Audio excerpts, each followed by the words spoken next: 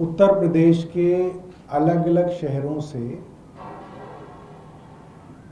एक शराब की बोतल के साथ दूसरी शराब की बोतल फ्री, इसकी वीडियो आ रही है। शराब के ठेकों पे लंबी लंबी लाइनें लगी हुई हैं। दूर दूर से लोग शराब खरीदने उत्तर प्रदेश जा रहे हैं, क्योंकि एक शराब की बोतल के साथ दूसरी मुफ्त दी जा रही है। और सबसे बड़ी बात यह है कि इस योजना के अंदर हिंदुओं को शराबी बनाने का पूरा काम चल रहा है। क्यों? क्योंकि रमजान का महीना है, मुसलमान तो पानी भी नहीं पीते, शराब को हाथ भी नहीं लगाते। तो कुल मिला के जो हमारे हिंदू हैं उत्तर प्रदेश के अंदर, उनको शराबी बनाने की योजना पे दिन रात कार्य चल रहा है। एक शराब के साथ एक शराब की बोतल फ्री। और आप लाइन में लगे हुए लोगों के इंटरव्यू ले लीजिए, उनके नाम पता कर लीजिए, सारे के सारे लोग हिंदू हैं। मुसलमानों का तो रमजान का मौसम चल रहा है, उनका महीना चल रहा है, रमजान का महीना। हमारे कुछ सवाल हैं जो हम भारतीय जनता पार्टी और उत्तर प्रदेश की योगी सरकार से पूछना चाहते हैं। ये वीडियो इंटरनेट पे, ट्विटर पे, फेसबुक पे, यूट्यूब पे सब जगह चल रहे हैं कि उत्तर प्रदेश के अलग अलग शहरों के वीडियो, जहां पे शराब की दुकानों के बाहर लंबी लंबी लाइनें हैं और एक के साथ एक शराब की बोतल मुफ्त दी जा रही है। 2 वीडियो तो मैंने ही देख लिए। एक मुजफ्फरनगर का वीडियो मेरे पास आया, एक नोएडा का वीडियो आया। अब तक योगी जी की सरकार ने इन शराब की दुकानों के ऊपर कोई कार्रवाई नहीं की है। तो हमारा सवाल यह है कि अब तक योगी जी की सरकार ने क्यों कार्रवाई नहीं की? उनके हिसाब से तो अब तक इन शराब की दुकानों पर बुलडोजर चल जाना चाहिए था। तो दूसरा सवाल हमारा यह है कि इन शराब की दुकानों पे योगी जी कब बुलडोजर चलाएंगे? तीसरा सवाल, अभी तक तो कोई कार्रवाई हुई नहीं। तो क्या योगी जी की सरकार ने भारतीय जनता पार्टी के केंद्रीय नेतृत्व से सलाह करके ये जो है 1+1 की जो पॉलिसी चल रही है, ये चलवाई है? और अगर केंद्रीय नेतृत्व से सलाह नहीं ली गई है तो केंद्रीय नेतृत्व भारतीय जनता पार्टी का क्यों इसके ऊपर चुप बैठा है? केंद्रीय नेतृत्व इसके ऊपर क्या कार्रवाई करेगा? क्या भारतीय जनता पार्टी का केंद्रीय नेतृत्व उत्तर प्रदेश के अंदर एक शराब की बोतल के साथ दूसरी मुफ्त की योजना को रुकवाएगा? ये हमारे 5 सवाल हैं भारतीय जनता पार्टी, योगी सरकार और उनके केंद्रीय नेतृत्व से।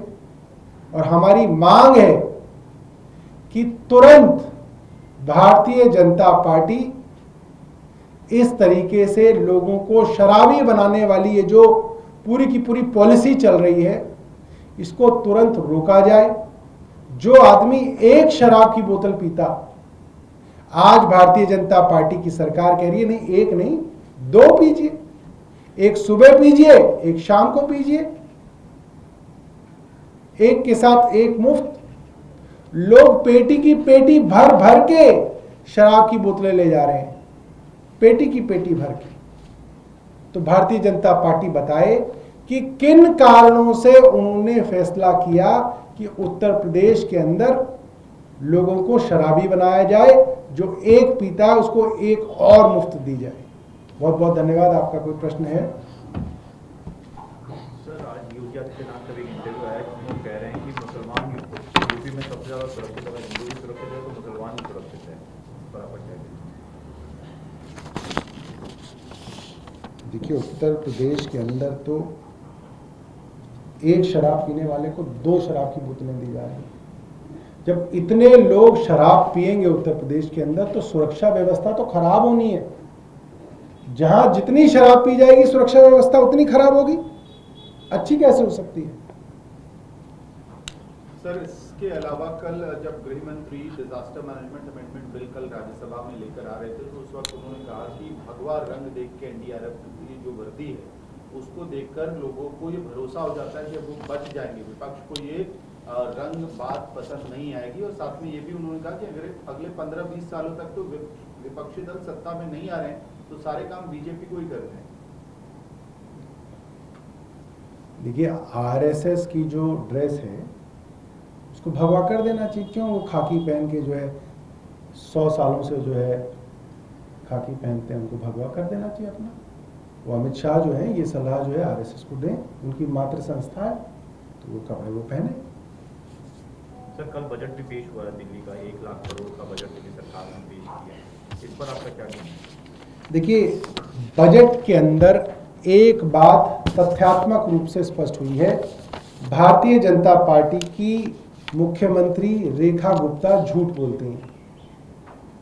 आप सबने उनका वीडियो देखा, जब उनसे पूछा गया कि महिलाओं को 2500 रुपये महीना कब से दोगे, रेखा गुप्ता जी ने कहा सरकारी खजाना खाली है।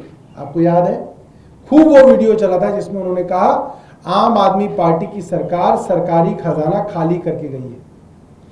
कल उन्होंने खुद अपने झूठ का पर्दाफाश कर दिया। और क्यों झूठ बोला मैं आपको बताता हूं।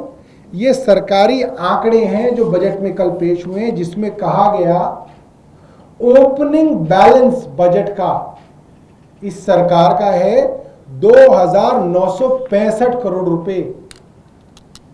ओपनिंग बैलेंस का मतलब क्या होता है? ओपनिंग बैलेंस का मतलब यह होता है कि पुरानी आम आदमी पार्टी की सरकार कितना पैसा नई सरकार के लिए छोड़ के गई है। और वो कोई 2-4 करोड़ रुपए नहीं, 2,965 करोड़ रुपए आम आदमी पार्टी की सरकार इनकी सरकार को छोड़ के गई है। ये आप देख सकते हैं, ये एक अखबार की कटिंग है, मैं लाया हूं, प्रमुख अखबार है।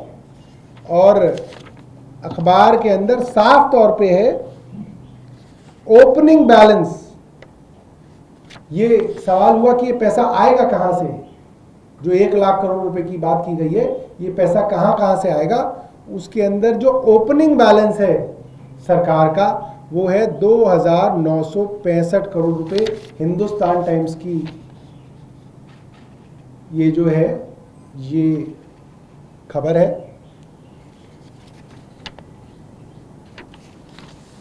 और कोई प्रश्न? सर, इसके अलावा एक और चीज कल देखने को मिली कि बजट में तकरीबन 15,000 करोड़ रुपए जो स्मॉल सेविंग्स फंड है, जो केंद्र सरकार की लोन की स्कीम है, उसके तहत दिल्ली सरकार लेने की तैयारी है। ये वही NSSF फंड है जिसको लेकर पहले आम आदमी पार्टी की सरकार में अधिकारियों ने इसको लेकर रेड फ्लैग दिखाया। ऐसा है कि हमारी सरकार के दौरान जब सरकार का एक प्रपोजल था कि 10,000 करोड़ रुपए नेशनल स्मॉल सेविंग्स फंड से बोरो किया जाए, तो फाइनेंस सेक्रेटरी AC वर्मा की नोटिंग है, जो बाकायदा कई अंग्रेजी अखबारों में छपी थी, कि आप नेशनल स्मॉल सेविंग्स फंड से बोरो नहीं कर सकते, उधार नहीं कर सकते, इससे बड़ी विपदा आ जाएगी, इससे आसमान गिर जाएगा। वही आदमी आज भी फाइनेंस सेक्रेटरी है, वही AC वर्मा, जिनके ऊपर आरोप लगे तमाम काम रोकने के। आज वही फाइनेंस सेक्रेटरी जो बजट बना रहे हैं उसके अंदर कह रहे हैं हम 10 नहीं, हम 15,000 करोड़ रुपए उधार लेंगे। तो साफ तौर पे दिखा रहे हैं कि ये जो बजट है, इस बजट का कोई सिद्धांत नहीं है। और इस 1 लाख करोड़ की फिगर ने ये दिखा दिया कि सरकार के अंदर कोई सीरियसनेस नहीं है, गवर्नमेंट के अंदर कोई सीरियसनेस नहीं है कि वो कोई सच्चाई के आधार पे कोई बजट बनाए। ऐसे मतलब आप ये सोचिए कि काल्पनिक फिगर के ऊपर आपने पूरा का पूरा बजट बना दिया। आपने बोल दिया कि जी पिछली बार 76 हजार करोड़ रुपए का पैसा खर्च कर सकते थे, इस बार हम 1 लाख करोड़ खर्च कर देंगे। वो 1 लाख करोड़ किससे आएगा उसके बारे में तो नहीं बताया। व्यापारियों से आएगा क्या व्यापारियों के ऊपर अब टैक्स रेट्स बढ़ाई जाएंगी, उनकी गर्दन दबोची जाएगी। जो व्यापारी कह रहे थे कि वैश्य समाज की सरकार बनी है, रेखा गुप्ता जी हैं, विजेंद्र गुप्ता जी हैं, क्या अब उन व्यापारियों की गर्दन पे हाथ जाएगा? तो सरकार इस बात को स्पष्ट करे। पैसा तो वहीं से आ सकता है, जो 76,000 करोड़ 1,00,000 करोड़ बनेगा वो व्यापारी की गर्दन काट के ही बनेगा या कहीं और से आएगा तो बता दे। तो कुल मिला के व्यापारी की गर्दन पे ही हाथ रखा जाएगा, ये तो स्पष्ट है। वो बात कही नहीं है, मगर वो बात जो है कहीं ना कहीं स्पष्ट है।